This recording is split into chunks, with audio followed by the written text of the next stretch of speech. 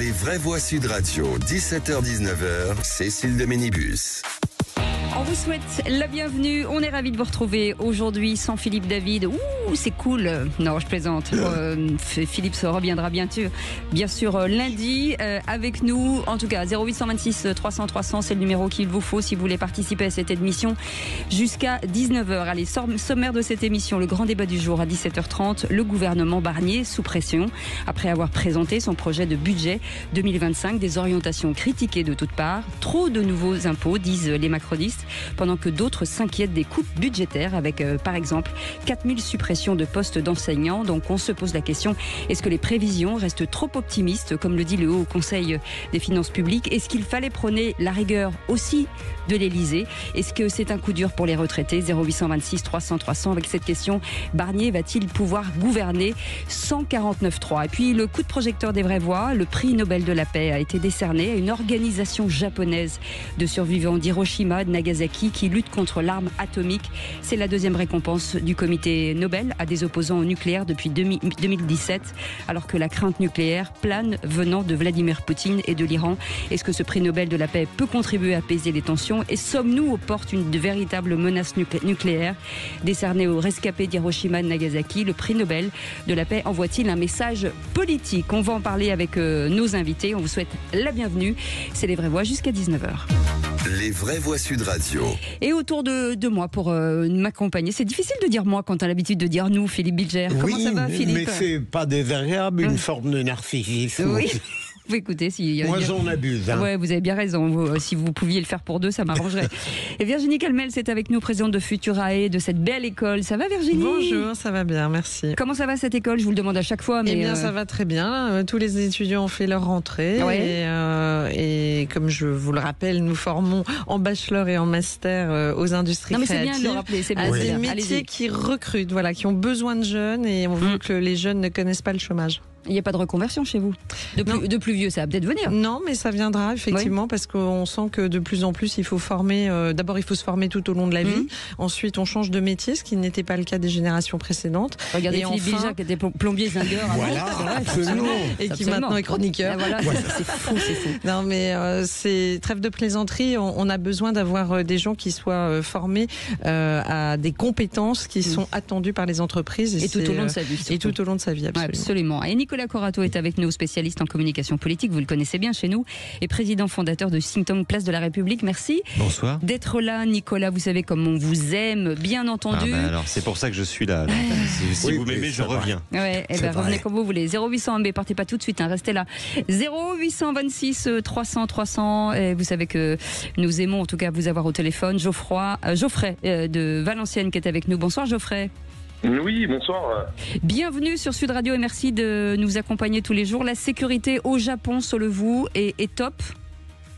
Écoutez, plutôt, parce que j'ai vu qu'une association avait reçu le prix Nobel de la paix. Oui. Et c'est mon petit coup de cœur, parce que j'étais en train de préparer aujourd'hui, j'ai commencé à préparer aujourd'hui mon prochain voyage qui se trouve être au Japon. Et je me suis rendu compte aussi que il faisait partie des pays les plus sûrs au niveau de la sûreté, contrairement à ce qu'on peut vivre aujourd'hui, malheureusement en France. Oui, c'est vrai. Et Philippe Bilger, c'est vrai qu'on a forcément des choses à prendre à l'étranger.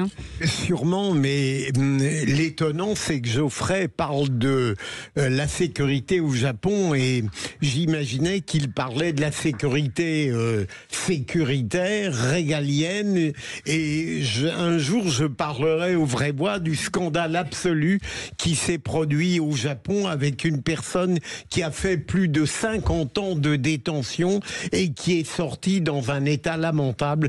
Donc le Japon a une procédure pénale que lorsque je délirais un peu, j'aurais souhaité en France, mais pour le reste, je suis un peu inquiet. Il faut gratter le vernis. Oui, et elle vient de sortir dans un état, effectivement, vous l'avez dit, lamentable et complètement... oui, vous avez parfaitement raison.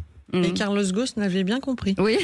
Alors pour lui, ça m'a pas gêné. Non mais c'était incroyable quand même. Vous vous souvenez de ce truc? L'évasion de Carlos Ghosn, moi je reste convaincue que ça fera au moins une série Netflix. Ah ouais, ça c'est rien que la façon dont tout ça a été orchestré. Merci beaucoup Geoffrey de ce coup de gueule, en tout cas de ce coup de cœur pour vous, mais qui peut être un coup de gueule pour les autres. On va en parler bien entendu tout à l'heure dans le grand débat du jour. En attendant, dans un instant, le réquisitoire réquisitoire du procureur. Monsieur le procureur, alors, de quoi parle-t-on ? Cécile, ne vous étonnez pas, je vais parler du budget 2005 et des réactions qu'il suscite, parce que Cécile a... 2025, vous voulez dire, pas 2005. A dit que, évidemment, j'étais nul en économie, elle n'a pas totalement tort. Non, moi j'ai pas dit que vous étiez nul, j'ai dit que vous n'étiez pas super Vous fort. aviez été plus nuancé. Absolument, par absolument. gentillesse. Allez, vous restez avec nous, on revient dans un instant avec le réquisitoire du procureur, et puis Félix Mathieu sera avec nous pour les 3 mots dans l'actu. À tout de suite. Sud Radio. Sud Radio. Parlons vrai. Parlons vrai. Sud Radio. Parlons. Les vraies voix Sud Radio. 17h-19h. Cécile de Ménibus. Les vrais voix, on est ensemble jusqu'à 19h aujourd'hui, vendredi, avec Philippe David qui nous manque. Je suis sûr qu'il nous écoute. Je suis sûr qu'il va jouer au qui c'est qui l'a dit. Vous allez voir. Il va m'envoyer des textos avec les réponses, mais comme il n'a pas les réponses pour une fois, il va perdre.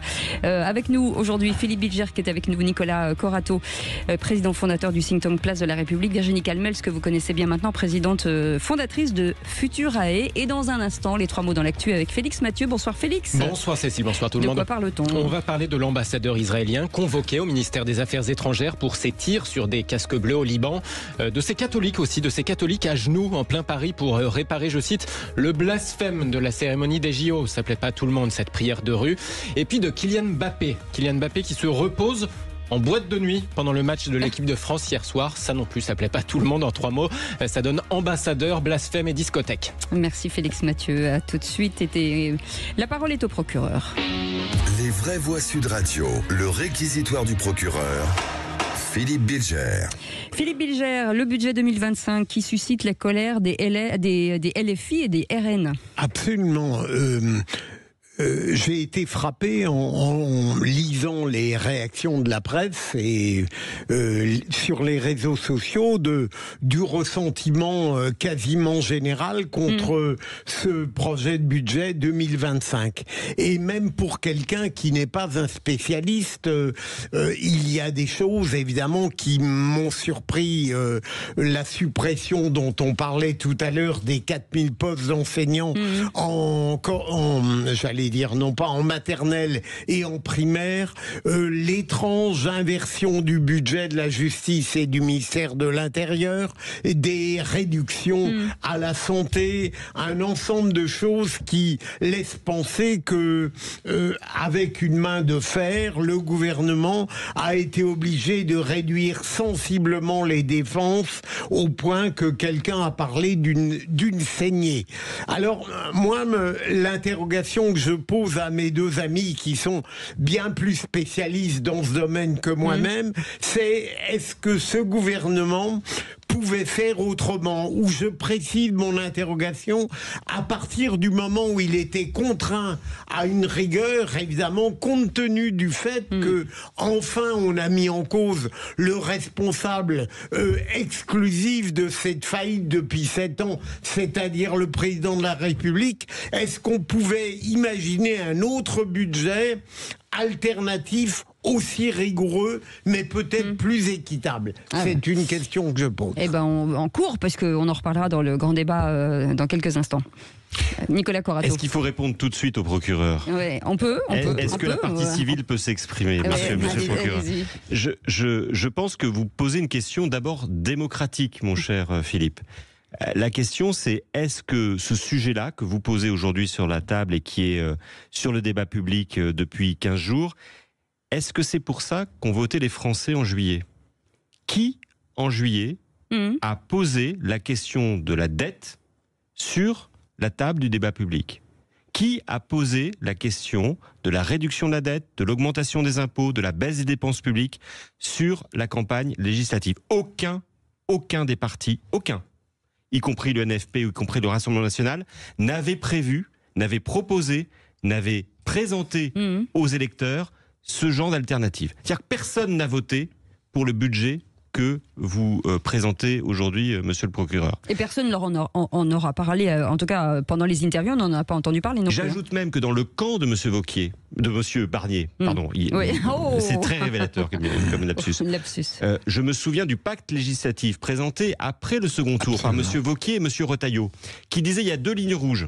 Pas de hausse d'impôts et pas touche aux retraités. Vous venez de dire qu'il y a des hausses d'impôts et qu'on va désindexer les retraites des pensions des retraités.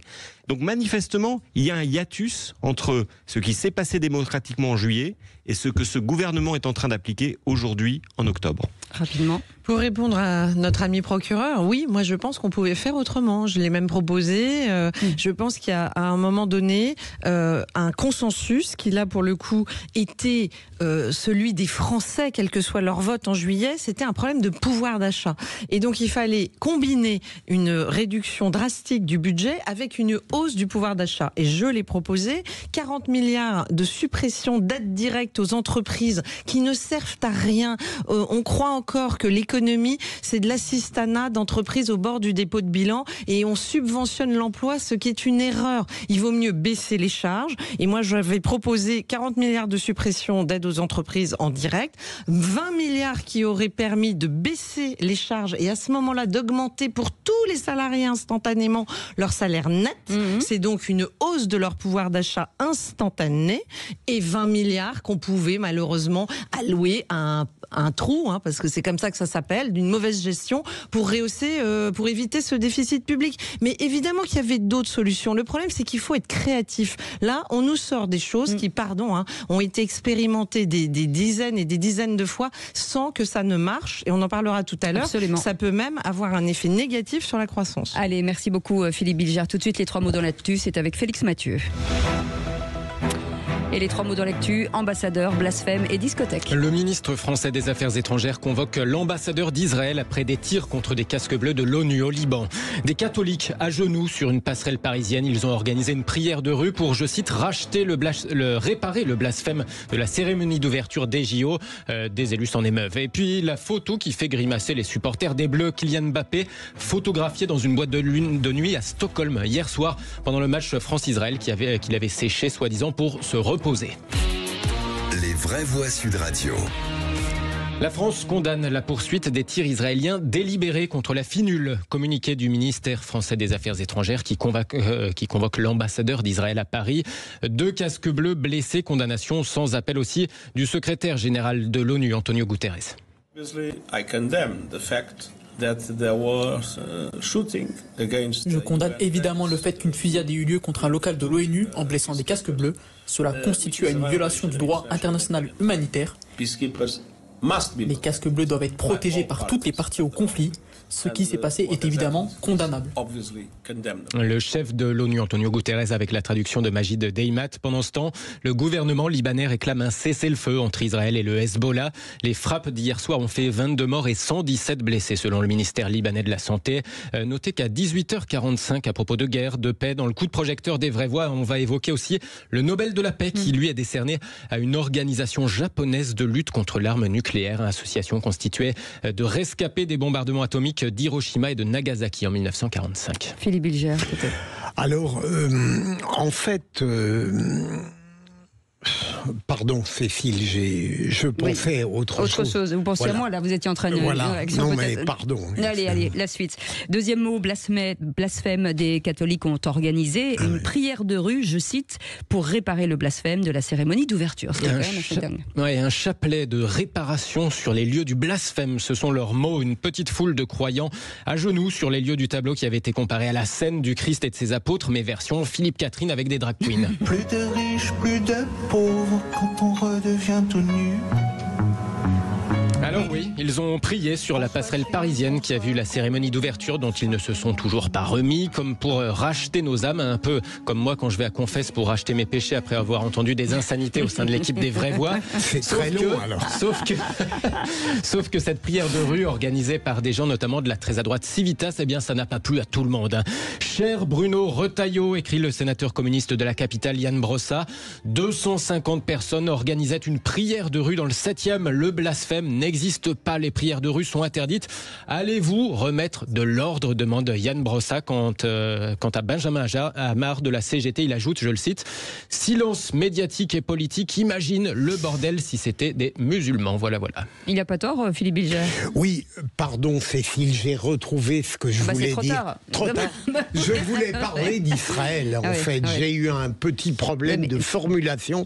Je ne voulais choquer personne. Il n'a pas tort, mais tout de même, quel rapport entre Civitas, auquel je n'adhère pas, il faut être clair. Ça n'est pas ma conception du catholicisme, mais ça n'a rien à voir avec les prières de rue qui se multipliaient à une certaine époque de la part des musulmans. Non, Nicolas Corato. Un point sur l'action de Civitas. Rappeler à nos camarades catholiques, on a le droit de dire camarades catholiques, c'est permis. Vous dites ce que vous voulez, sans que c'est permis. Rappeler à mes camarades catholiques que le premier blasphémateur s'appelle Jésus, que le motif de la condamnation de Jésus-Christ à la crucifixion, c'est le blasphème. Et que employer ce motif du blasphème pour condamner des choses qui se passent dans l'espace public, quand on est catholique, ça n'est pas anodin. Et qu'il faut faire attention avec la manière dont on utilise cette notion.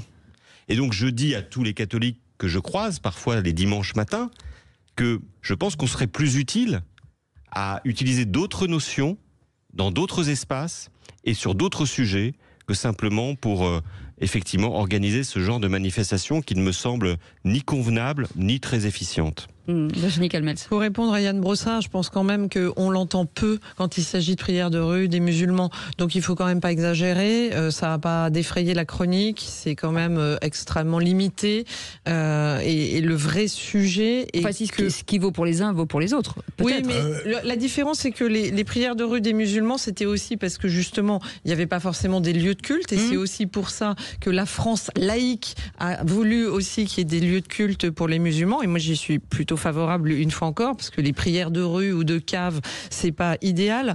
Là, je pense que c'est au-delà, c'est pas tant une prière de rue, là. C'est une volonté de montrer qu'il y a des gens, et c'est vrai, et on peut pas le nier, qui ont été choqués par la scène, parce qu'il y avait des drag queens dans cette interprétation artistique qui peut être contestable. En tout cas, moi, ce que je retiens, c'est que quand même, le CIO a été obligé de flouter ou de supprimer ce passage dans beaucoup de pays du monde. Donc on ne peut pas ignorer qu'il y a des personnes qui ont été choquées. Bon voilà, ça fait une petite manifestation, somme toute très pacifiste. Je pense que Yann Brossard fait de la provocation à Bruno Retailleau pour essayer de mettre de l'huile sur le feu, comme si il acceptait la prière de rue des catholiques et refusait la prière de rue des musulmans. Ne tombons pas, je pense, dans ces extrémités un peu ridicules. Allez, on y va. Troisième mot, discothèque. Kylian Mbappé a séché le match France-Israël hier et une photo a du mal à passer. Oui, le capitaine des Bleus n'était pas présent pour la rencontre. Il avait besoin de repos. C'est ce qu'avait indiqué Didier Deschamps. Sauf que... Sauf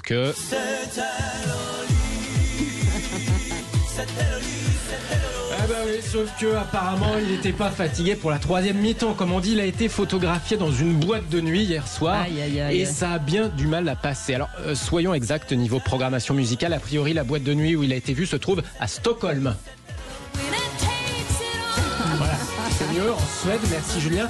Alors que le match France-Israël se tenait lui en Hongrie, pas en Suède, donc peut-être que le jet privé s'est trompé de chemin.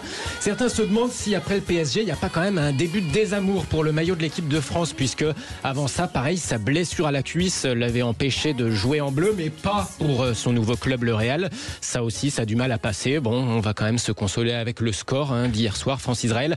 4-1 pour la France, même sans Kylian Mbappé. Donc. Comme quoi, merci. Je crains qu'il y ait un début de désamour pour Kylian Mbappé. Parce que tout de même, sa personnalité commence à devenir un peu floue. Encombrante. Ça ne veut pas dire que ça n'est pas un très grand joueur de foot. Nicolas. Oui, moi j'aurais envie de dire, tout comme par rapport à la cérémonie d'ouverture des JO, si on pouvait laisser les artistes et les sportifs tranquilles, les artistes faire de l'art, les sportifs exercer leur sport et éviter de les ramener toujours à un contexte politique qui n'est pas leur contexte. Ils ne sont pas assignés à des messages et des symboles politiques. Oui, mais à ce moment-là, il faut se taire parce qu'Mbappé avait dit... Non, il ne faut pas se taire. Qu'ils aient le droit, comme tout citoyen, de s'exprimer et qu'ils ne soient pas obligés de s'exprimer. Vous savez ce que disait Roland Barthes, le fascisme, ça n'est pas l'interdit, c'est l'obligation de dire. Mais il a quand même dit le petit ange au sujet de Naël, et je pense que ce jour-là, il a perdu le soutien de millions de Français. Allez, vous restez avec nous. Dans un instant, le grand débat du jour, retour sur la présentation du budget 2025. Le gouvernement Barnier qui fait face à de nombreuses critiques et inquiétudes. Peut-il gouverner en toute liberté face à cette pression? On en parlera avec nos vraies voix du jour dans un instant. 0826 300 300, soyez les bienvenus. Sud Radio. Parlons vrai. Parlons vrai. Sud Radio. Parlons vrai. Sud Radio. Parlons vrai. Les vraies voix Sud Radio, 17h-19h, Cécile de Ménibus. On vous souhaite la bienvenue. On est ensemble jusqu'à 19h avec Philippe Bilger, Nicolas Corato et Virginie Calmels. Je vous rappelle qu'il y a une grande campagne un petit peu partout en France, à Béziers, à Cannes, à Nîmes, à Lyon. Et dans cette ville, vous allez pouvoir voir des affiches. Bon, il y a la tête de Philippe David, il y a ma tête. Si vous prenez un selfie avec cette campagne, vous la postez sur les réseaux sociaux, vous nous taguez et vous ferez partie de ce tirage au sort. Vous allez peut-être pouvoir remporter des cadeaux. Vous pouvez jouer aussi, bien entendu, sur un quiz en allant sur sudradio.fr et vous pouvez même trouver des indices, des plans, de savoir où sont les panneaux publicitaires qui pourront vous permettre de gagner peut-être plus facilement des cadeaux. Et ça, c'est bien. Philippe Bilger, Nicolas Corato, Virginie Calmels pour un grand débat magnifique. C'est le débat du jour. Les vraies voix Sud Radio, le grand débat du jour. L'épreuve du feu pour Michel Barnier, c'est ministre de l'économie et du budget, c'est aujourd'hui. La gabelle, la taille, l'impôt sur les épices, pour cette année, ça fait combien? Au total, un effort de 60 milliards d'euros. Mais l'année dernière, ça faisait beaucoup plus. Oui, mais la récolte avait été très bonne. Cette année, la récolte a été très mauvaise, alors il faut payer le double. Des contribuables qui devront mettre la main à la poche. Nos gens sont terriblement pauvres. Sur les 60 milliards d'euros à trouver, 20 milliards proviendraient de hausses d'impôts. Plus vous serez agressif, plus je serai respectueux. C'est normal. Les pauvres, c'est fait pour être très pauvres et les riches, très riches. Et le gouvernement Barnier sous pression après avoir présenté son projet budget 2025. Des orientations critiquées de toutes parts. Trop de nouveaux impôts, disent les macronistes. Pendant que d'autres s'inquiètent des coupes budgétaires avec, par exemple, 4000 suppressions de postes des enseignants. On va en parler avec nos invités aujourd'hui. Barnier va-t-il pouvoir gouverner sans le 49.3 ? Alors ça, c'est la grande question, Philippe. Vu la tension à la suite de ce budget, on sent quand même qu'il y aura un petit retour d'Elisabeth Borne. Oui, même si elle va être, je crois, sèchement battue face à Gabriel Attal pour la présidence du parti. Mais vous avez raison tout de même. Mais j'ai un raisonnement initialement immature. Barnier est tellement attaqué de tous les côtés de manière assez contradictoire que j'ai presque cette envie puérile de dire, eh bien, il faut le défendre à tout prix. La situation qu'il affronte est très difficile. Il savait qu'il allait la subir, qu'elle ne relevait pas de son fait. Et en réalité, je pourrais reprendre ce qu'a dit tout à l'heure Nicolas. J'ai cru comprendre qu'il estimait qu'en réalité, on n'avait pas d'autre choix. Donc, je crois qu'ils tiendront tout de même. Et il sera obligé peut-être de passer par le 49.3, mais s'il y passe, ce ne sera pas de son fait. Nicolas Corato. Moi, que les éditorialistes aujourd'hui soient surpris qu'on puisse gouverner par 49.3 dans la situation actuelle, moi, ça me surprend. On n'en a eu pas. C'est pas une nouveauté, on s'y attendait tous. Enfin, n'importe quel électeur aujourd'hui, n'importe quel citoyen a bien compris qu'après la majorité relative de Madame Borne et après les élections législatives, bien entendu que le 49.3 serait utilisé. Ça, c'est pas une nouveauté. La vraie question, c'est quelle est la légitimité politique de ce gouvernement ? Et c'est pas une légitimité institutionnelle. Moi, je considère que ce gouvernement est légitime. Il a été nommé par le président de la République et il n'a pas été censuré. Donc, il est parfaitement légitime. Mais quelle est la légitimité de la politique qu'il va porter, qui est une politique d'austérité ? Est-ce que les Français ont voté pour une politique d'austérité et vont accepter une politique d'austérité ? C'est bien ça le sujet. Est-ce qu'on a le choix ? Et c'est bien ça le sujet. Alors, attendez, qu'on ait le choix. Ça, c'est le deuxième sujet. Pardon, mais la situation budgétaire de la France que nous semblons découvrir aujourd'hui est l'issue de quasiment 2 quinquennats de M. Macron. Les projets de loi de finances et les lois de finances qui ont été votées avant étaient-elles insincères ? Est-ce que le gouvernement de M. Attal, le gouvernement de Mme Borne ont présenté des budgets qui étaient insincères au Parlement ?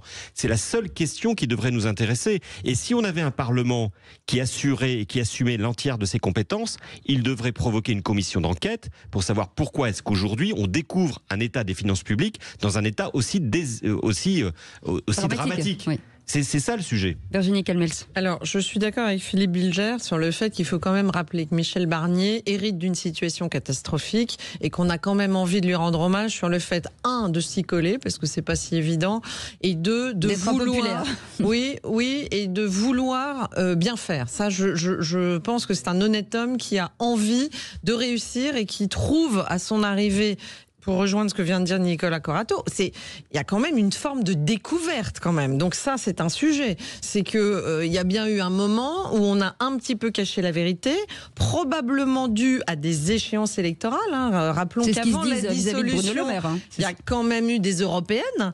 Et donc, voilà, moi, je veux pas faire des procès d'intention, mais enfin, on sent bien qu'en tout cas, c'était pas dans l'air du temps d'expliquer qu'il y avait un déficit record et qu'on n'en a pas parlé dans cette période-là. Peut-être même, certains le disent, que la dissolution a été une réponse anticipée au fait que, compte tenu de la gravité de la situation budgétaire, à ce moment-là, la motion de censure allait tomber et qu'il valait mieux anticiper. Bon, tout ça étant dit, moi je reste quand même convaincue, et là je rejoins Nicolas Corato aussi, sur le fait que le problème depuis le départ, et je l'ai dit et redit à ce micro, dont je le redis aujourd'hui encore, c'est qu'on a certes mis un gouvernement qui est entre guillemets légitime, mais il n'y a pas eu de projet de coalition sur lequel les Français ont pu se prononcer avant le vote. Donc moi, je ne décolère pas du fait qu'au moment où on a annoncé la dissolution, il fallait impérativement, courageusement et de façon républicaine bâtir un projet de coalition de l'arc républicain qui voulait gouverner ensemble. Moi, j'ai aspiré à ce qu'il aille du PS à LR. Le PS a finalement choisi le NFP. C'est triste, à mon avis, pour la République et pour la France de demain. Mais en tout cas, à minima, LR et Renaissance auraient dû se mettre à minima ensemble pour essayer de dire que si demain ils gouvernaient ensemble, voilà les arbitrages budgétaires. En tout cas, derrière un arbitrage budgétaire, moi ce qui m'intéresse plus, c'est la vision de la France. Je veux dire, quand on fait des coupes budgétaires, c'est qu'on a une certaine vision. Alors oui, on va dire oui, il y a l'urgence, mais l'urgence n'est pas à faire encore du coup de rabot. On sait que ça ne marche pas et ça fait 40 ans qu'on fait ça. L'urgence, c'est à avoir une vision et à dire finalement qu'est-ce qu'on veut privilégier. Il y a des ordres de priorité. Quand je vois que le budget de la justice baisse, pardon, mais je me dis, mais comment est-ce que c'est possible aujourd'hui dans notre pays qu'on puisse faire un arbitrage là-dessus? C'est quand même fou. Donc ou sur la santé, on en a parlé. Enfin, il y a des trucs qui vont vraiment pas. Donc peut-être c'est une première ébauche et peut-être Michel Barnier est de bonne foi en disant c'est fait en 15 jours. Mais là encore, ça questionne tout le processus. Que s'est-il passé dans l'été?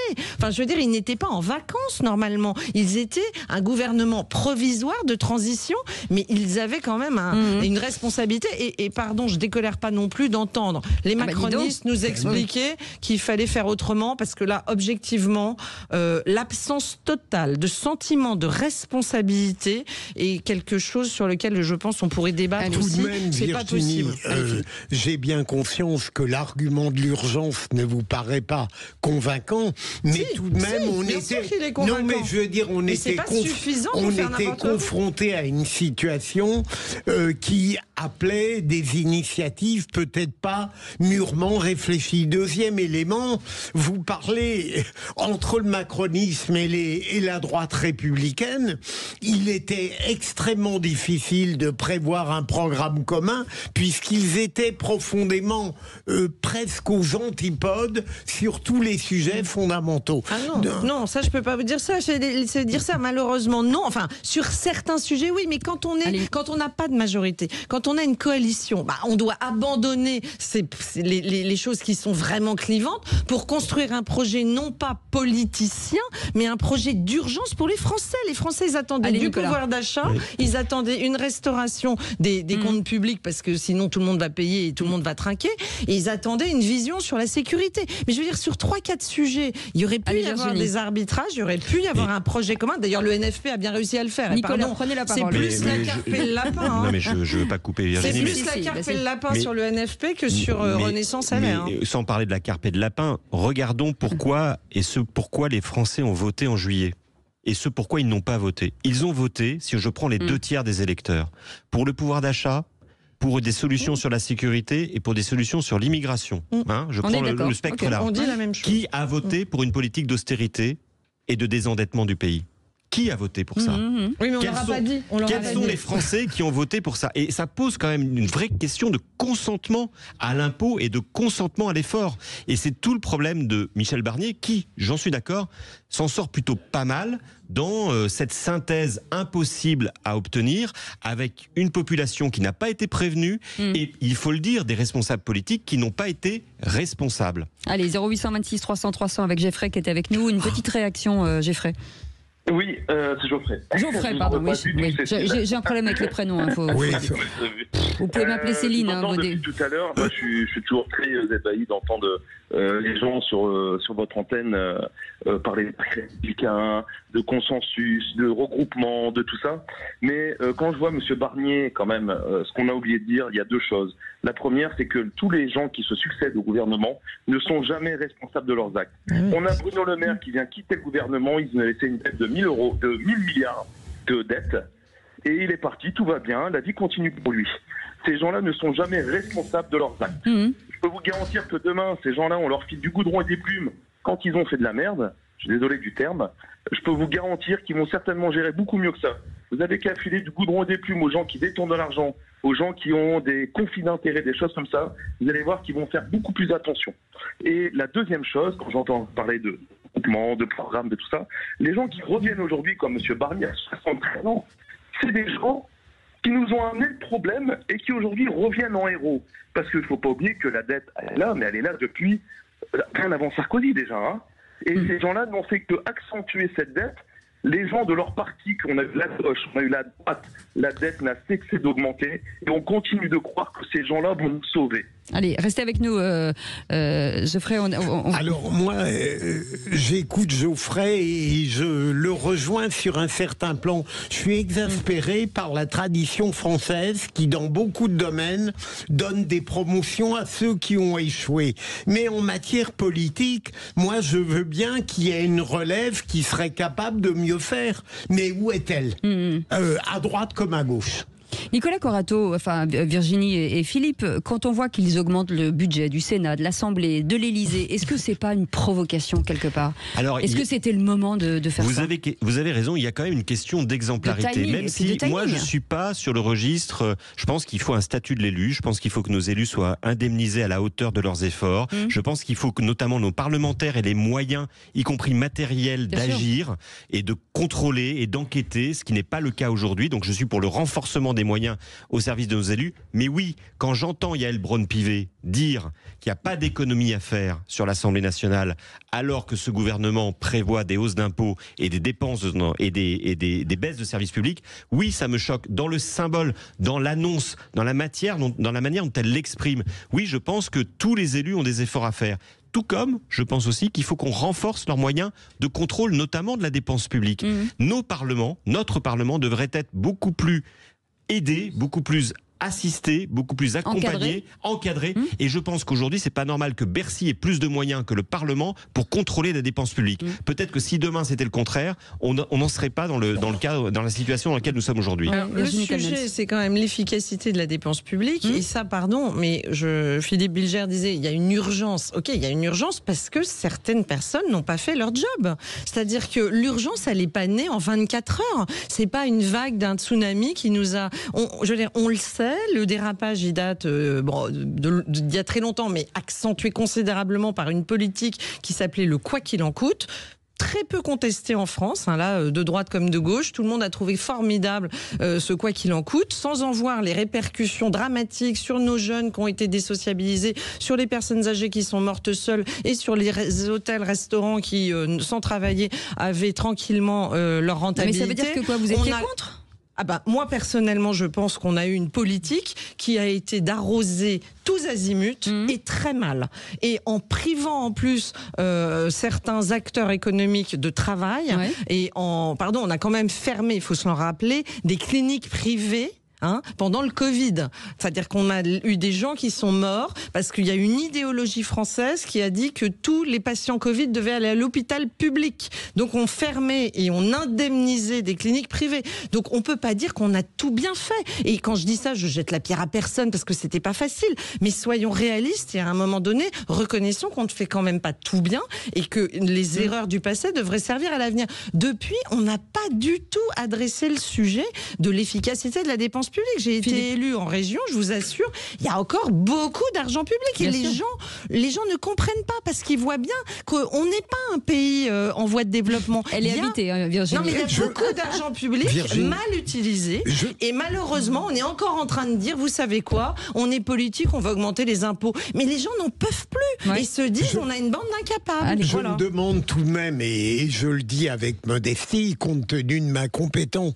relative, j'ai l'impression qu'après le quoi qu'il en coûte, qui semble avoir été pertinent parce qu'il a sauvé tout de même un certain nombre d'emplois et d'entreprises, il y avait une sorte de réflexe macronien qui a considéré, peut-être par démagogie politique aussi, qu'on pouvait continuer comme ça. Oui. Bruno Le Maire, en se félicitant, a aggravé la chose. Bien sûr, et on fait du social-étatisme depuis toujours, c'est-à-dire qu'on a recours en permanence à la dépense publique. Je ne date pas l'effondrement de la dette publique du quoi qu'il en coûte. Je pense qu'il est préalable. Quand Emmanuel Macron est arrivé au pouvoir, il avait une vision qui était que la France était une entreprise et qu'on gérait un pays comme une entreprise. Et ça a eu deux conséquences. Il a réduit notamment les prélèvements, il a réduit les impôts, l'IFI, la flat tax. Il faut savoir aujourd'hui que dans ce pays, depuis Emmanuel Macron, si vous gagnez 1 000 € ou 1 milliard d'euros de dividendes, vous payez de manière égale 30% d'impôt sur le revenu. 1 milliard d'euros de dividendes comme 1 000 €. On est quasiment le seul pays au monde à offrir cette possibilité-là. Ça coûte des millions et des centaines de millions d'euros au budget public. De la même manière, Emmanuel Macron a considéré qu'un certain nombre de dépenses sociales devaient être réintégrées dans le budget de la nation, dans les comptes publics de la nation, pour faire en sorte que les entreprises cotisent moins. Résultat des courses, à un moment, bien entendu, le budget de la nation explose. Donc ces choix-là, ils ont été faits bien avant le Covid et ils ont été faits selon une idéologie qui, à mon sens, était déjà anachronique et datée des années 90. Mais si je puis me permettre, Emmanuel Macron est un homme qui vient des années 90 et qui a pris le pouvoir dans les années 2010. Et c'est tout notre drame et c'est tout notre échec collectif d'avoir fait confiance en cette politique, qui est une politique qui a raréfié les moyens de la nation et qui en même temps a augmenté notre dette. Et il faut qu'on sorte de cet effet ciseau. Et appauvri, je suis d'accord, Nicolas Corato. En revanche, là où je suis pas d'accord, c'est quand vous dites qu'il a géré comme un chef d'entreprise. Moi, je suis chef d'entreprise, j'ai été élu, j'ai fait moins 30% de dépenses publiques sur mon budget. Le maire de Cannes, il fait la baisse de la dépense publique. Gérer une entreprise, c'est justement faire très attention à chaque ligne de coût. Oui. Et Emmanuel Macron n'a pas géré le pays comme une entreprise, ça je peux vous le dire. Et gérer une entreprise, c'est créer de la valeur ajoutée pour des actionnaires. Mais pas que les actionnaires, pour des salariés, pour toutes les parties prenantes. Diriger une nation, c'est créer du bien commun pour l'ensemble des citoyens. Et c'est bien tout différent. Mais il l'a pas fait. Et en parlant de bien commun, vous restez avec nous dans un instant. Le qui c'est qui l'a dit. Alors ça, pour du bien commun, c'est du bien commun. Ça a fait du bien à personne, puisque tout le monde s'engueule. Il fait du lien commun. Et c'est du lien commun. Enfin, il y a un truc commun. Vous faites ce que vous voulez. Geoffrey, vous restez avec nous puisque vous êtes notre vraie voix du jour. On fait une petite pause. On revient dans un instant. À tout de suite. Sud Radio, votre attention est notre plus belle récompense. Merci de nous écouter sur Sud Radio. Non, c'est normal, parce que vous êtes une radio sympa, diversifiée et tout, donc c'est très bien. Sud Radio, parlons vrai. Les vraies voix Sud Radio, 17h-19h, Philippe David, Cécile de Ménibus. Merci de votre fidélité. Vous êtes de plus en plus nombreux à nous écouter. Je vous rappelle, au cas où, que nous sommes sur Twitter, Facebook, Instagram, TikTok, sur des plateformes de débat bien sûr, et puis sur la chaîne YouTube. Vous ne pouvez pas nous rater. J'espère que vous êtes dans la voiture en partance pour le week-end ou au retour de la maison. Attention à vous si vous êtes sur la route. Philippe Bilger, aujourd'hui Nicolas Corato et bienvenue Calmels. Il me regarde Nicolas, l'air de dire, on dirait une mère de famille quoi. Attention mes petits loulous. Non. Je vous regarde, je suis admiratif comme d'habitude. Qu'il est mignon. Geoffrey, vous êtes avec nous ? Geoffrey, oui, je suis avec vous. Eh bien, vous pouvez lancer le jingle. Allez-y. Eh bien, je vais lancer le C'est qui dit quoi ? Les vraies voix Sud Radio, le quiz de l'actu. Je crois qu'on n'aura jamais le bon titre. À chaque fois, c'est super. Allez, question qui c'est qui l'a dit, 3 points. Il faudra respecter le cadre du texte initial, à savoir 1 euro de recettes pour 2 euros de réduction des dépenses. Qui c'est qui l'a dit? C'est qui? Michel Barnier? Pas du tout. C'est un ministre. Armand. Non. L'autre, Saint-Martin. Saint-Martin. Ah, Non Saint-Martin. Bravo, Philippe. J'ai dit aussi. Après, Virginie. Après, ma chère T'as Virginie, dit je ne l'autre. pousse pas. La galanterie n'a pas cours ici. Virginie, commencez pas à être Philippe Bilger, ça vous va très mal. 3 points pour Philippe Bilger. Allez, 3 points. Absolument. Okay. Qui c'est qui l'a dit? 3 points. Quand j'ai lu Le Parisien ce matin, j'ai regretté amèrement de ne pas avoir voté Sacha la motion. Houlier. Fallait pas le dire. Il fallait pas le dire. Il fallait attendre. Geoffrey. Pardon. Normalement, Vous l'aviez en plus, Geoffrey. Geoffrey, vous l'avez? Vous l'aviez? Non, je l'ai. Ah bon. C'est même pas la phrase. On n'a pas lu. Bon, très bien, voilà. Non, ok, très bien. C'était Sacha Houlier. C'était Sacha Houlier, non, exactement. tu donnes pas les points alors qu'on respecte pas les règles. Là. Ça y est, ça y est.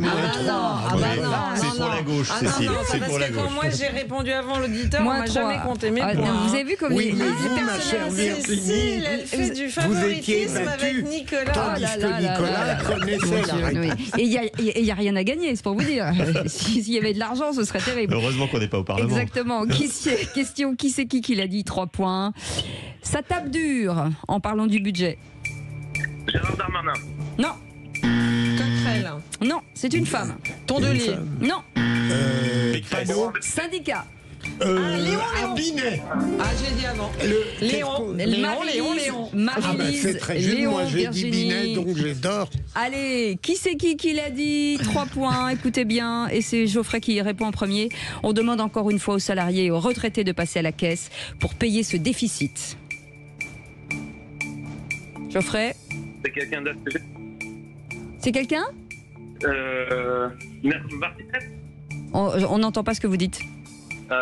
Timez. Non.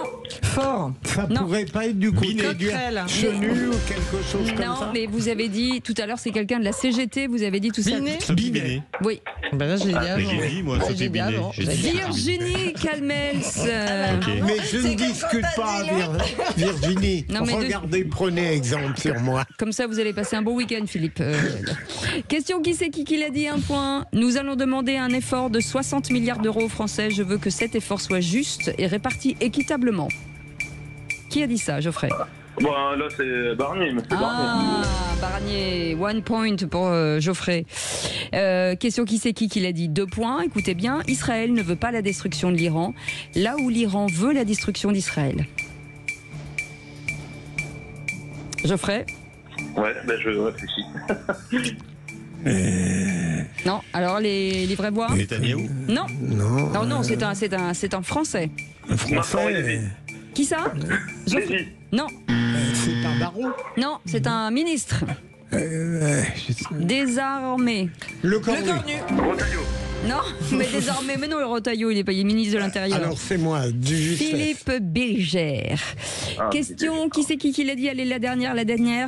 2 points. Le jour où Rima Hassan aura posté autant de drapeaux français que de drapeaux palestiniens sur son compte Twitter, je m'y engage, ce sera champagne pour tous mes followers.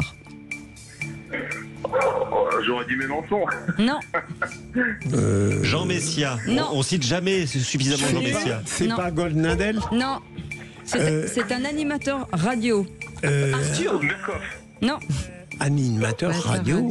Qui n'est pas là aujourd'hui. Cyril Hanouna. Philippe David. C'est Philippe David, 2 points. 2 points. Et s'il n'avait pas été là, il aurait dit ça. C'est génial. Oh, c'est génial.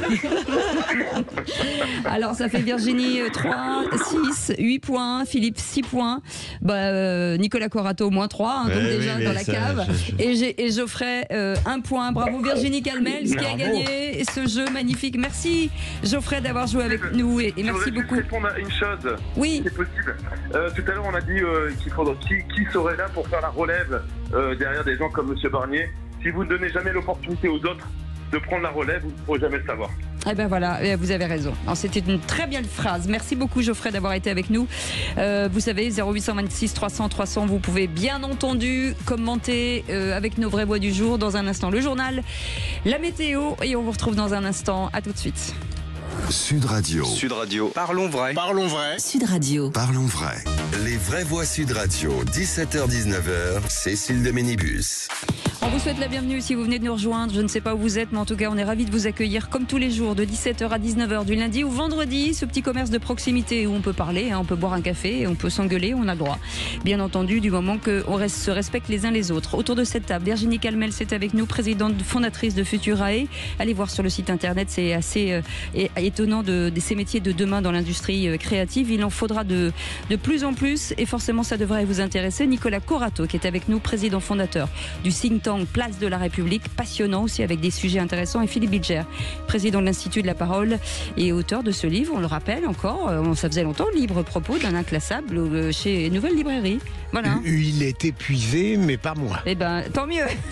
Allez, vous nous laissez des messages sur le répondeur 0826 300 300 avec Robert de Bordeaux.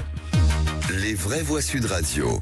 Bonjour, c'est Robert de Bordeaux. J'appelle à propos des mesures concernant la sécurité sociale et notamment les visites chez le médecin. Il y a des mesures qui seraient à prendre, de revenir aux principes initiaux de la sécurité sociale qui étaient réservés uniquement pour la maladie et les accidents du travail. La sécurité sociale n'a pas été prévue pour payer les salaires des gens qui sont arrêtés parce qu'ils se sont cassés la jambe au ski ou suite à un accident de la circulation. Ça devrait être les assurances privées qui devraient prendre ça en charge, quitte à ce que les gens payent plus, mais au moins ça ne serait pas sur le régime général. Nicolas Corato, ça peut s'entendre ? Non. Non ? Okay. Non, ça ne peut pas s'entendre parce que c'est pas du tout, contrairement à ce que dit votre auditeur, l'état d'esprit qui a prévalu à la création de l'assurance maladie, qui était de mutualiser et de solidariser les risques liés à la maladie. Aujourd'hui, on a le droit, au contraire, de se casser la jambe au ski, de se casser la jambe dans la rue, d'être malade et d'être pris en charge par la solidarité nationale et d'être en arrêt maladie et d'être remboursé, entre guillemets, du salaire qu'on ne perçoit plus par la solidarité nationale. Ce qu'il faut comprendre, c'est que il faut arrêter, je pense, de monter les Français les uns contre les autres. On est toujours l'assuré de quelqu'un, on est toujours le précaire de quelqu'un, on est toujours le vulnérable de quelqu'un. Moi, je ne connais pas de personnes qui, dans leur vie, ne se sont pas trouvées à un moment ou à un autre en situation de vulnérabilité et qui n'ont pas eu besoin, et dans ce pays comme la France, et qui n'ont pas pu bénéficier de la solidarité nationale. Il faut que ça se fasse de manière équitable, il faut que ça se passe de manière responsable, il faut que ça se fasse de manière légale, mais il faut qu'on arrête de se dire qu'on est tous des privilégiés. C'est pas un privilège, c'est le minimum qu'on peut attendre de la solidarité nationale. J'aimais assez la distinction, Nicolas, entre le loisir et le travail. Mais vous avez été très convaincant en disant qu'à l'origine, ça n'était pas cette distinction. Non. Alors j'ai le cœur à gauche et je suis d'accord avec Nicolas Corato, c'est-à-dire qu'à un moment donné, s'il y a quelque chose qui doit être sanctuarisé, c'est justement la santé gratuite et pour tous. Bon, on sait que malheureusement, ça fait déjà longtemps qu'on a une santé à 2, 3, 4 vitesses. Si vous avez un réseau, c'est pas du tout pareil que si vous êtes en province éloigné pour avoir 6 mois même un à Paris, il y a des déserts médicaux. Et il faut quand même beaucoup de réseaux parfois pour avoir des examens très rapides. Mais je rejoins ce qui vient d'être dit et je trouve triste là encore que dans des arbitrages, limite on a l'impression que c'est pour mettre de l'huile sur le feu. On attaque la santé pour tous en privilégiant soit les complémentaires, soit la baisse des indemnités journalières, enfin tous ces sujets, et qu'à côté de ça, les gens se disent ah oui mais nous on vote Rassemblement National parce qu'on en a ras-le-bol, parce qu'un Français en situation irrégulière ou un OQTF, lui, il a droit à l'AME. Donc, c'est pas pour relancer le débat sur l'AME, mais il y a quand même un sujet là de justice qui n'est pas posé. Et une fois encore, personne en juillet n'a voté avec ce débat-là sous-jacent. Allez, restez avec nous, on revient dans un instant avec une nouvelle émission. Stéphane Simon sera avec nous dans un instant. À tout de suite. Sud Radio. Sud Radio. Parlons vrai. Parlons vrai. Sud Radio. Parlons. Les vraies voix Sud Radio, 17h-19h, Cécile de Ménibus. Retour des vraies voix. On est ravis de vous retrouver. Philippe Bilger, Nicolas Corato, Virginie Calmels. On est ensemble jusqu'à 19h, 0826 300 300, ce numéro que vous connaissez bien. Et pas de coup de gueule de Philippe David aujourd'hui, bien entendu, mais un coup de fil à Stéphane Simon qui est avec nous. Bonsoir Stéphane. Stéphane, vous êtes là? Bonsoir à tous. Voilà, Stéphane. Oui. On voulait vous avoir en ligne parce qu'à partir de samedi à 13h, vous animez cette nouvelle émission, L'affaire dans l'affaire. Et ça, je sens que ça sent le cold case. Aussi. Oui, ça sent un peu le cold case, mais alors pour pas que les auditeurs le ratent, ils ont intérêt à se brancher à 12h, parce que c'est de 12 à 13h. Ah bah très bien, parce qu'on m'a mis 13h, d'accord, voilà. Ok. Voilà, bon, c'est pas grave. Bon bah ça c'est fait. Alors oui, l'affaire dans l'affaire, on va vous parler des grandes affaires criminelles d'hier et d'aujourd'hui. On va évidemment les raconter, mais on va aussi se poser beaucoup de questions sur les tenants, les aboutissants de ces affaires. Et puis s'interroger, ça, je pense que ça intéressera Philippe Bilger, on va s'interroger sur les morales judiciaires. Est-ce qu'il est bien normal que la justice profite parfois à des coupables plutôt, et que l'on préfère par exemple un coupable en liberté qu'un innocent en prison? Est-ce qu'il est bien parfois normal que l'on ne puisse pas accompagner les parents, les proches d'une victime quand un prévenu disparaît d'une manière ou d'une autre, l'enquête s'arrête. Enfin, il y a tout un tas de questions qui se posent autour des morales judiciaires. Alors, il ne s'agit pas de les remettre en question, il s'agit de simplement s'interroger. Les décrypter, oui, c'est ça. Philippe Bilger ? Ouais. Ah, mais c'est très passionnant. J'ignorais, ma chère Cécile, que nous aurions ce bonheur de parler de judiciaire accablant, grave, surprenant, de midi à 13h, si je comprends bien, le samedi. Exactement. Et c'est une émission en partenariat avec le nouveau magazine Affaires criminelles. Absolument, ce magazine qui va voir le jour au mois de décembre avec, et là ça m'amuse que Philippe essaye de le dire après moi, nous allons travailler avec un YouTuber qui s'appelle Max Kaiz. Dites-le. Max Kaiz. Pas mal, bravo. Philippe. Voilà. Un gros compte, plus de 2 millions d'abonnés quand même. Oui, 2 millions d'abonnés. C'est un garçon qui raconte sur sa chaîne YouTube des histoires vraies et flippantes, comme il le dit, les HVF, les histoires vraies et flippantes, qui sont souvent des faits divers, mais c'est aussi parfois des faits de société. Qu'est-ce qui fait la différence entre les deux? C'est simplement la résonance que le fait divers va avoir dans la société souvent. Et je crois que ce garçon a un talent très très particulier qui fait qu'il est autant suivi. Il raconte très bien ses affaires et son magazine, sa revue, puisque c'est une revue trimestrielle, ça va être vraiment passionnante aussi. Et Stéphane, les premières affaires seront... Alors, demain, on va parler de la disparition de la petite Lina. Lina, je vous rappelle, c'est une jeune fille de 15 ans qui a disparu il y a à peu près 1 an à cette période, qui a disparu sur le chemin de la gare. Et puis, on a cherché d'abord dans son entourage proche, après de ses petits amis, et puis en fait, les gendarmes, les enquêteurs ont finalement fini par s'arrêter sur le profil d'un personnage étonnant, un professeur de 43 ans qui était en rupture de ban, à la fois séparé de sa femme, ne voyant plus ses enfants, et qui dégringole, qui est en train de dégringoler socialement, qui se drogue et qui commence à faire un peu n'importe quoi. Et il se trouve que, malchance absolue pour la famille de Lina, eh bien, lorsque les enquêteurs vont frapper à sa porte, il s'est déjà suicidé de quelques jours. Et malheureusement, on ne saura plus jamais la vérité sur l'affaire Lina. Et ça pose évidemment une question. Mais comment est-ce qu'on se répare d'une affaire comme celle-là? Comment est-ce que la famille peut arriver à faire son deuil alors qu'elle n'a même pas le droit à la vérité, elle n'a même pas le droit à un procès?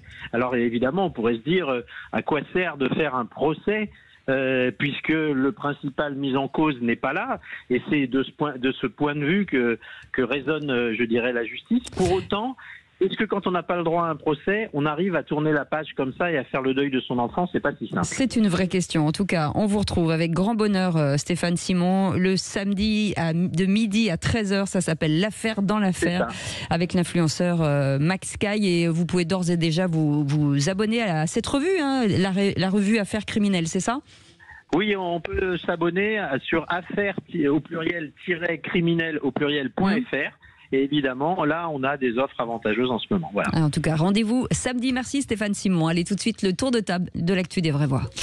Oh, dites, je vais envoyer les actualités. Vous venez les voir dans la cabine? Je vais vous raconter une histoire pas banale. Et vous me racontez pas votre petite journée? On a assez perdu de temps comme ça.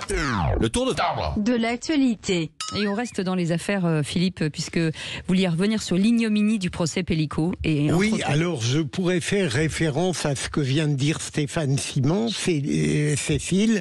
Je pourrais parler de l'affaire dans l'affaire. Je préfère évoquer le sordide dans le criminel. On a appris, et on le savait, que dans le procès Pellico et autres, bien sûr, puisque on en a assez d'entendre parler du procès de Mazan, c'est le fait que un des accusés s'est vu contraint par le principal accusé de violer l'épouse, la victime. Il l'a fait à contre-cœur en espérant bien sûr avoir des relations homosexuelles avec le mari. Donc c'est un épisode particulièrement sordide au sein de quelque chose qui est déjà totalement odieux et quantitativement insupportable. C'est vrai que à chaque fois, des nouvelles tombent, elles sont assez terribles, Nicolas Corato. Oui, moi dans ce procès dit de Mazan ou Pellico, ce qui me choque, mon cher Philippe, c'est aussi, je vais dire, l'impréparation ou le défaut de préparation de l'institution judiciaire par rapport à un tel procès. Moi, je suis choqué que dans ce procès où on savait que cette femme allait être confrontée à huis clos ou pas à huis clos, à plus de 50 prévenus, on n'ait pas aménagé l'espace de ce procès, qu'on les contraint ou forcé à vivre pendant des semaines dans une proximité terrible avec ceux qui étaient accusés de l'avoir violée, qui se retrouvaient avec elle sur les mêmes bancs, il comparaissait libre, et que le président, pardon, c'est des choses qui n'ont pas été dites, mais que le président de la Cour, qui a la responsabilité d'organiser ce procès, n'ait pas prévu les conditions matérielles qui permettaient de préserver la victime. Le principal accusé, aujourd'hui, est dans une cage de verre. Très bien, on pourrait parler, mon cher Philippe, pendant des heures, de l'opportunité des cages de verre. Mais est-ce qu'il ne fallait pas protéger la victime d'une forme de proximité vis-à-vis de ces prévenus qui comparaissent libres?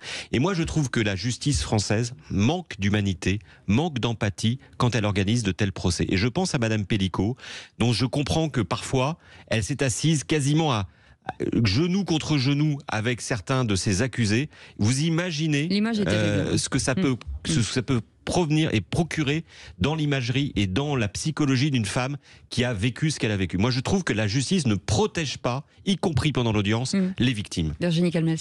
Moi, cette affaire est sordide. Philippe Bilger vient de mettre le coup de projecteur sur du sordide dans le sordide. C'est un peu le climat désagréable où on se rend compte à quel point l'âme humaine, à certains moments, peut être noire. Voilà. Et je trouve que dans cette rentrée qui était déjà assez morose, tout ce procès, qui est un long épisode, je pense rajoute à minima un questionnement, mais au-delà de ça, un malaise, je crois, général sur ce que l'âme humaine peut regorger de plus sombre. Le seul côté positif, c'est que ça réunit quand même plein de gens du bon côté. On a encore une seconde. Oui, bien sûr, Philippe. Je répondrai, Nicolas, vous avez totalement raison, l'organisation dépend du président du tribunal, mais comment dirais-je, je serais aussi choqué que vous si je ne considérais pas que tout le monde, y compris la victime, ont trop parlé en dehors de l'enceinte judiciaire. Je ne dirais pas qu'elle a cherché cette proximité, bien sûr, mais je l'ai trouvée trop présente en dehors de l'enceinte elle-même. Allez, vous restez avec nous, on fait une petite pause. Dans un instant, Nicolas Corato qui me fera un coup de cœur étonnant, vous allez voir, et Virginie Calmes qui reviendra sur la commission économique confiée à la France Insoumise. À tout de suite. Sud Radio. Sud Radio, parlons vrai. Parlons vrai. Sud Radio. Parlons vrai. Les vraies voix Sud Radio, 17h-19h, Cécile de Ménibus. Ah, c'est bizarre d'entendre Cécile de Ménibus sans Philippe David. Oui, c'est mais dingue. En même temps, vous débrouillez bien toute seule. Non, mais j'aime bien. J'aime bien être deux. Moi, j'aime bien être plusieurs. Vous aimez bien le duo. Oui, j'aime bien le duo. Je trouve que j'ai l'impression d'avoir une demi-jambe. Presque fusionnel. Ouais. Vous savez, quand vous avez une moitié depuis 2 ans et qu'on vous l'enlève, et voilà, ça fait un peu bizarre. Bref, le tour de table de l'actu de Nicolas Corato. Coup de cœur sur la proposition de Barnier. Alors, je vous laisse annoncer lancé cette proposition qui mérite un coup de cœur, selon vous. Mais on a dit beaucoup de mal du Premier ministre depuis le début de cette émission et je souhaitais, faire balancer de l'autre côté cette balance. Pour dire, c'est un coup de cœur en forme de clin d'œil par rapport à ce que le nouveau Front populaire aurait rêvé, mais qu'il n'a jamais osé proposer. Cette idée d'aller taxer de manière minimale les plus hauts revenus à 20%. Vous savez, c'est dans le projet de loi de finances qui a été présenté, il y a cette idée que les contribuables célibataires qui gagneraient plus de 250 000 euros par an ou les couples qui gagneraient plus de 500 000 euros par an seraient taxés à minima à 20%. Ça, c'est une révolution fiscale. Jusqu'à aujourd'hui, on a des tranches marginales. C'est-à-dire vous passez des tranches et puis on vous applique un quota, une proportion qui vous permet de payer l'impôt. Mais dire que si vous gagnez plus de 250 000 euros à titre célibataire ou 500 000 euros en couple, vous ne paierez pas moins de 20% d'impôt, ça c'est tout à fait nouveau. C'est tout à fait nouveau. Pourquoi ? Parce que ça vous empêche d'optimiser fiscalement votre situation. C'est-à-dire que vous pouvez mettre en œuvre tout ce que vous voulez. Vous pouvez partir vivre au Luxembourg, prendre je ne sais quelle solution fiscale. Vous paierez à minima 20%. Ça, la gauche n'aurait jamais osé imaginer un tel sujet. Alors, il y a deux solutions. Soit Michel Barnier et son gouvernement sont devenus d'affreux LFistes, ce que je ne crois pas. Ouais. Soit ce sujet confère un petit peu au contre-feu. Et moi, ce qui m'intéresse dans le projet de loi de finances, c'est que c'est une des seules mesures qui n'ait pas été chiffrée. C'est-à-dire que quand on voit l'annonce, on ne voit pas l'économie ou la rentrée d'argent pour l'État. Pourquoi ? Pourquoi personne n'a osé ou n'a pu calculer ? Peut-être parce que certains s'imaginent que cette mesure qui sera présentée au Parlement sera soit abandonnée, soit peut-être sanctionnée par le Conseil constitutionnel. Mais que ça aura permis, pendant un certain temps, de faire dire à des gens comme moi, aujourd'hui, que la gauche aurait pu proposer ce genre de mesures qui étaient socialement peut-être plus acceptable que le reste du projet de loi de finances. Mais est-ce que ça ne démontre pas, Nicolas, la duplicité du Premier ministre, oui, peut-être. Non, mais le fait que dans des circonstances de crise admises par tous, les notions de droite et de gauche n'ont plus grand sens. Au fond, pourquoi cette mesure me semble presque consensuelle ? Je n'ai entendu personne la discuter véritablement, c'est qu'elle apparaît presque légitime dans le climat d'aujourd'hui. Mais c'est pour ça que on peut être d'accord, mon cher Philippe, mais soyons d'accord jusqu'au bout. Nous serons d'accord le jour où elle s'appliquera réellement. C'est ça. Si elle ne s'applique pas, je vous dirais que le clivage gauche et droite existe toujours. Allez, on s'en souviendra. Un petit mot de Virginie, et puis après ce sera votre tour de table, Virginie. Moi, j'ai été un peu gênée quand même quand Michel Barnier a commencé par dire que, en gros, on allait augmenter les impôts. Ça, déjà, c'est quand même compliqué quand on vient de la droite et qu'on est plutôt garant normalement d'un bon équilibre budgétaire et ainsi de suite, de commencer par là. Mais alors, je suis encore plus gênée par l'espèce de démagogie de on va taxer les riches, et ou alors encore pire si c'est pour finalement ne pas les taxer et se dire qu'on va, parce que alors là c'est du cynisme plus et du cinéma. Je pense qu'il faut sortir de ça. Je pense que ça ne fonctionne pas d'abord, donc arrêtons. En fait, ce qui me gêne, c'est qu'on est au 21e siècle. On a quand même on a derrière nous de l'expérience. On sait qu'il y a des choses qui ne marchent pas. Le fait de taxer brutalement les riches n'a jamais fait que les pauvres étaient moins pauvres, qu'il y a d'autres mécanismes de redistribution qui existent déjà en France, mais qui visiblement ne marchent pas non plus. Et donc, voilà, je suis toujours un peu gênée par la démagogie et le cynisme, et j'espère que là, on n'est pas dans la conjonction des deux. Allez, la commission économique confiée à LFI, bienvenue en Absurdistan, vous dites. Oui, alors je reviens sur ces sujets économiques qui me passionnent. Ça ne vous a pas échappé que donc il y avait la désignation des têtes des commissions, au Parlement, ce qui est quand même assez important. Et figurez-vous que au coup de théâtre, la commission des affaires économiques est finalement attribuée à LFI. Alors oui, je dis bienvenue en Absurdistan parce que moi je suis pas sectaire, je pense que c'est bien que tout le monde ait ses idées. Néanmoins, le projet économique de LFI fait quand même froid dans le dos. Et il n'y a pas énormément de monde pour dire que ce serait la solution demain pour sauver le pays. Et confier, alors déjà, je pense que la classe politique dans son ensemble, et sans vouloir offusquer personne, ne démontre pas une immense connaissance de l'économie. D'ailleurs, on peut pas leur en vouloir puisque nos enfants eux-mêmes ne sont pas formés à cela au lycée, et on voit bien qu'il y a un déficit tout simplement même dans la totalité de la population sur la culture économique. Mais là, quand même, je trouve que c'est fou, c'est absurde, mais là où je trouve que c'est encore plus fou, on en revient à ce sujet qui pour moi est capital, qui est de la responsabilité des politiques, c'est que ça n'est pas arrivé par hasard, c'est arrivé parce que monsieur Laurent Wauquiez, patron de LR, a fait un bras de fer avec monsieur Attal, qui est le patron du groupe Renaissance. Et alors qu'il s'était mis d'accord en juillet, il a fait un volte-face pour dire ah oui, mais finalement comme en juillet on ne devait pas participer au gouvernement, mais comme finalement c'est Michel Barnier et qu'on participe au gouvernement, on veut maintenant une présidence de commission. Attal n'était pas d'accord et à la fin c'est LFI qui ramasse la mise. Eh bien je trouve que tout ça ne démontre pas ni une vision pour le pays, ni un sens de la responsabilité, ni la protection et la défense. Là encore, même des électeurs LR doivent se retourner, enfin dans leur tombe pour ceux qui sont morts, mais en tout cas ceux qui sont vivants n'en peuvent plus, que ce soit LFI qui hérite de la commission. Virginie, je suis d'accord sur Laurent Wauquiez, mais juste une question. Non, on n'a pas le temps.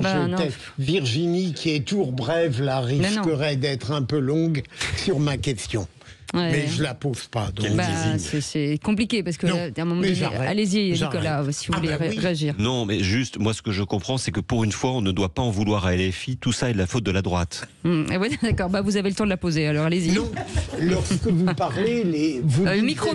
Les Français ne sont pas au fait de la culture économique. Ils le sont plus que le monde politique. Parce qu'il y a des commerçants, des artisans. Elle est terrible, Virginie. Vous en parlez comme si c'était quelque chose d'objectif. Elle est de droite ou de gauche? Ah non, mais je parlais pas de droite ou de gauche, là je parlais de façon transversale. Oui. Je pense que l'économie n'est pas assez présente et dans l'enseignement déjà supérieur et dans la culture des politiques. Et finalement, peut-être que la population l'est davantage parce qu'un artisan, un commerçant, un chef d'entreprise, un patron de TFE... Mais les données ne sont pas intangibles.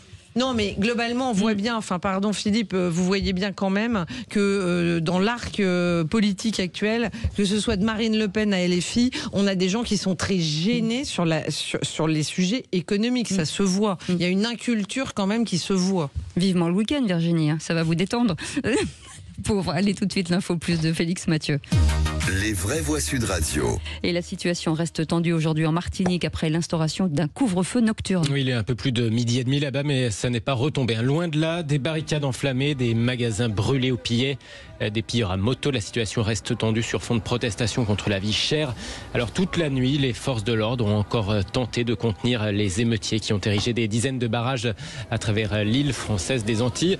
Selon la préfecture, il y a eu encore cette nuit 32 interpellations, 12 blessés légers tout de même parmi les forces de l'ordre. Environ 150 véhicules brûlés, 14 locaux commerciaux incendiés.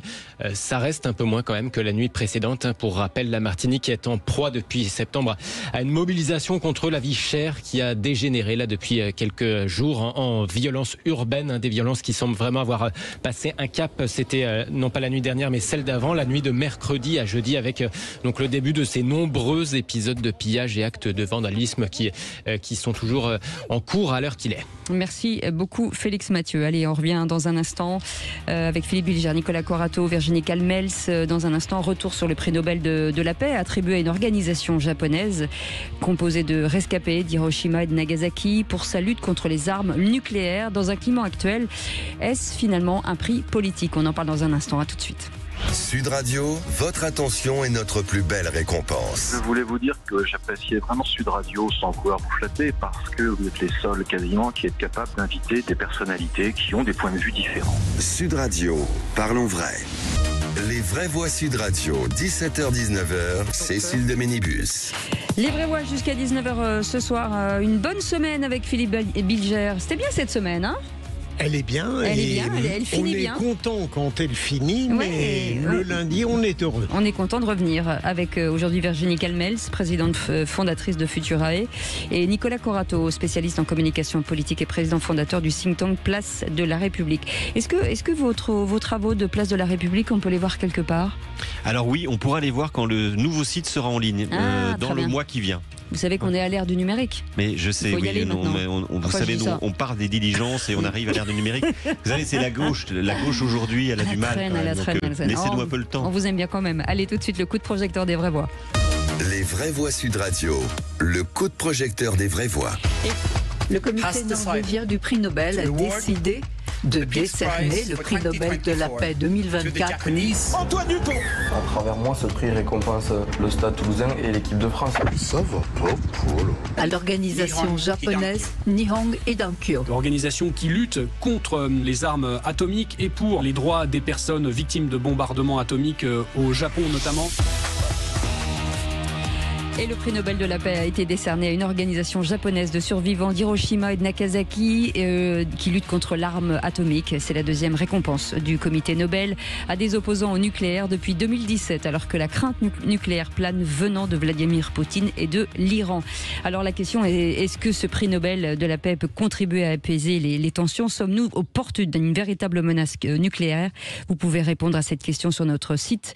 Est-ce que finalement le prix Nobel de la paix envoie-t-il en tout cas un message politique? C'est la question que l'on se pose, Philippe Bilger, aujourd'hui. D'abord, je trouve que la manière dont le comité Nobel décerne les prix, je mets à part les consécrations scientifiques qui n'appellent pas d'ambiguïté, laisse en penser qu'il est tout de même inspiré par ce que j'appellerais une pente de gauche, de mon point de vue. Et en ce qui concerne la question précise que vous posez, Cécile, il me semble, et d'ailleurs c'était évoqué dans la présentation de l'émission, que ce prix qui est donné à cette association japonaise renvoie plutôt comme une piqûre de rappel à ce qui pourrait survenir, comme certains, notamment Poutine, ont évoqué sans véritable nécessité la possibilité d'un affrontement nucléaire. Ouais. Nicolas Corato. Oui, alors, mon cher Philippe, pour les gens de droite, la paix, c'est toujours de gauche. Donc, effectivement, vous pouvez trouver qu'il y a une orientation politique à ce choix. Moi, je trouve que ces prix Nobel de la paix, ils nous proposent et parfois ils nous forcent à réfléchir. Et je ne suis pas persuadé aujourd'hui que nous, Français, nous ayons conscience que la question de l'armement nucléaire est une question actuelle. Vous avez raison. On en a parlé très vaguement avec M. Poutine, on voit l'Iran, mais tout ça nous semble très loin. Or, moi j'ai écouté ce matin sur France Inter M. Lecornu, ministre des armées françaises, nous expliquer, parce qu'il vient d'écrire un livre, qu'il se pose la question de sommes-nous en état de guerre, point d'interrogation, et de dire que finalement la dissuasion française aujourd'hui est à l'œuvre. Et peut-être que nous n'en avons pas conscience, mais dans le rapport de force géopolitique avec la Russie, le fait que la France soit dotée de l'arme nucléaire est une notion qui aujourd'hui est d'actualité et qui est prise en compte par ceux qui pourraient être demain nos adversaires. Et je pense que, effectivement, nous n'avons pas nécessairement conscience que l'armement nucléaire a aujourd'hui un poids massif dans les choix qui sont faits par les États-nations, par les nations de par le monde. De même que ce qui se passe en Israël et ce qui se passe avec l'Iran au Proche et Moyen-Orient est aussi dicté par des considérations qui tournent autour de l'armement nucléaire dont le nom dit, puisque je rappelle qu'Israël est une puissance nucléaire sans l'être officiellement, et que l'Iran l'est peut-être ou le sera peut-être demain sans l'être officiellement. Mais donc effectivement, ce prix Nobel vient nous rappeler que nous ne sommes plus à l'époque du désarmement nucléaire, de la désescalade nucléaire, du désarmement nucléaire qui avait été conclu entre les deux grandes nations à la fin de la guerre froide, mais que le nucléaire comme une force d'armée de destruction du monde est toujours d'actualité. Virginie Calmelt. Oui, alors là, je suis totalement en ligne avec ce que vient de dire Nicolas Corato. Je prendrais le prix Nobel à l'envers, c'est-à-dire que ils ont expliqué que c'était pour lever le tabou, ce tabou nucléaire, et c'est exactement ça. C'est que l'actualité nous rappelle. Bon, d'abord, il y a la Corée du Nord aussi qui envoie des missiles balistiques, etc. Et des signaux surtout. Donc voilà. Donc on a parlé évidemment de l'Iran où personne ne sait exactement exactement où on en est, mais enfin, on sent que c'est probablement proche, les déclarations de Poutine. Mais effectivement, la France, et alors là, pour le coup, c'est un point fort de la France après cette rentrée morose, on peut se dire que au moins, on a cette force-là, cette force de dissuasion nucléaire, qui d'ailleurs donne toute notre puissance en Europe, en termes de protection. Et je trouve qu'effectivement, à contrario, c'est peut-être aussi remettre sur le devant de la scène le fait que oui, ça reste capital, et je pense que non, il ne faut pas aller vers le désarmement. Je ne crois pas que ce soit la tendance. Je pense qu'au contraire, les pays sont en train de se réarmer, d'augmenter considérablement les budgets au regard du PIB. Les radars ne se sont jamais aussi bien portés, ainsi de suite, parce que on comprend que, alors peut-être que Le Cornu a mis un point d'interrogation à sommes-nous en guerre. En tout cas, on comprend que le temps de la paix est peut-être révolu. Oui. Et ça, je pense que chacun doit effectivement y réfléchir, et en se disant que la France a peut-être, de ce point de vue-là, pour une fois, un vrai avantage au niveau mondial. Thomas Guénolé est avec nous, un politologue, professeur de géopolitique et chroniqueur notamment à Sud Radio, mais aussi parrain de cette branche française de ICAN, qui est la campagne internationale pour abolir les armes nucléaires, une organisation qui a obtenu, je rappelle, le prix Nobel en 2017. Thomas Guénolé, merci d'avoir accepté notre invitation. On se pose Mais je vous en prie, Cécile, c'est un plaisir. On se pose la question de savoir si le prix Nobel de la paix, finalement, entre celui de 2017 et celui de 2024, porte des messages politiques aujourd'hui. Le prix Nobel de la paix porte toujours un message politique par essence, j'allais dire. C'est sa raison d'être. Il s'agit de saluer une contribution décisive à la cause de la paix dans le monde. C'est à ça que ça sert. Et donc c'est forcément un thème politique. La paix dans le monde est un thème politique, et je ne vois pas, puisque c'est inhérent à l'exercice, on ne peut pas le lui reprocher. Est-ce que c'est une injonction ? Par rapport à ce que disait Philippe, salut Philippe d'ailleurs, à ce propos. Oui. Bonjour. Est-ce que c'est une injonction quelque part ? Oui, absolument, puisque ça fait quand même 2 fois en l'espace de très peu d'années. Alors nous, forcément, à ICAN, on est très très contents de ça. On est très contents parce que c'est une immense victoire dans la bataille culturelle contre la banalisation des armes nucléaires, qui sont quand même une épouvantable saloperie, et qui a failli nous provoquer déjà à 2 reprises une guerre nucléaire avec une menace de destruction de la civilisation sur Terre, parce que c'est arrivé 2 fois. Vous avez, à l'époque de la crise de Cuba, à un moment donné, il y a des navires américains pendant le blocus qui se sont pris à un sous-marin soviétique, et à bord du sous-marin soviétique, sur les 3 officiers qui devaient être d'accord pour riposter avec une arme nucléaire tactique, il y en a 2 qui ont dit oui, 1 qui a dit non. Et c'est parce qu'il a dit non qu'il n'y a pas eu une riposte nucléaire qui aurait entraîné ensuite potentiellement une guerre nucléaire pure et simple sur un malentendu. Et la deuxième fois, c'est un gigantesque dysfonctionnement dans le système d'alerte soviétique par rapport au fait qu'il y ait des frappes nucléaires américaines en train d'arriver. Et vous avez un officier qui est de surveillance, un peu comme un vigile de nuit si vous voulez, il s'appelait Petrov. Et ce qui s'est passé, c'est qu'il voit l'écran de contrôle s'allumer comme un sapin de Noël, ce qui veut dire qu'il y a une attaque nucléaire massive par les États-Unis qui est en train de se produire. Et au lieu de déclencher la procédure normale qui est la riposte immédiate, et donc de déclencher une guerre nucléaire du coup, lui se dit c'est peut-être un court-circuit, je vais vérifier. Et donc il enfreint sa propre procédure, et ce faisant constate effectivement un court-circuit, et c'est comme ça qu'on échappe à une deuxième guerre nucléaire. Donc on est vraiment en train de jouer à Docteur Folamour avec des arsenaux nucléaires. Et mon dernier point là-dessus, simplement pour que les gens comprennent que c'est vraiment dangereux et en plus totalement absurde, c'est qu'il faut à peu près, selon les estimations qu'on a, il faut 300 têtes nucléaires au total pour éradiquer la civilisation sur Terre en provoquant ce qu'on appelle un hiver nucléaire. Est-ce que vous savez combien on a d'armes nucléaires actuellement en service ? Non, allez-y. On en a entre 8 000 et 12 000 selon les estimations. Donc on a de quoi faire sauter, anéantir la civilisation sur Terre, une trentaine. On a perdu Thomas. Stupide et de plus absurde et de plus criminel. Ouais. Vous voyez est-ce que, Nicolas Corato, est-ce qu'on peut revenir en arrière en fait ? On ne pourra jamais revenir en arrière, si ? Le désarmement nucléaire est possible. Hein. On a tenté, il y a eu des accords de désarmement nucléaire qui ont porté leurs fruits. Force est de constater aujourd'hui que il y a une forme de tolérance au réarmement nucléaire, ou en tout cas la consolidation des armements nucléaires au niveau international qui est en train de prospérer et qui est très inquiétante. Merci beaucoup en tout cas Thomas Guénolé, politologue, professeur de géopolitique, chroniqueur notamment sur Sud Radio. Merci beaucoup d'avoir accepté notre invitation. Merci Philippe Bilger, merci Nicolas Corato, merci Virginie Calmels de cette émission. Et puis nous sommes en direct. Allô ? Oui. Allô ? Bonjour. Bonjour, qui êtes-vous ? Vous venez jouer ? Alexandre Priam ? Pourquoi pas ? Allons-y. C'est notre auditeur. Moi, je suis prêt. Hein. Et ce soir, on parle rugby avec vous, Alexandre.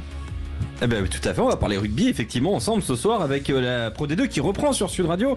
On sera avec toute l'équipe dans quelques instants avec une très très belle 6e journée de Pro D2. Puis on évoquera l'arrivée des fonds d'investissement dans le rugby mondial.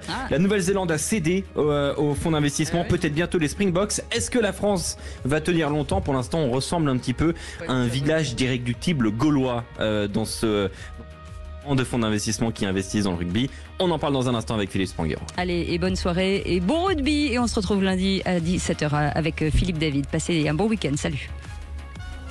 Bien dans mon